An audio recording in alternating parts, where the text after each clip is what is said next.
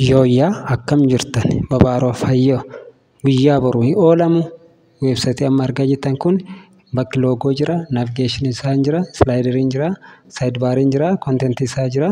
Kanaafuu fuuteriidhaan jira jechuudha. Weeb peejii kana guyyaa boruu piroojeektii jalqabaa waan ta'eef hin oolinaa.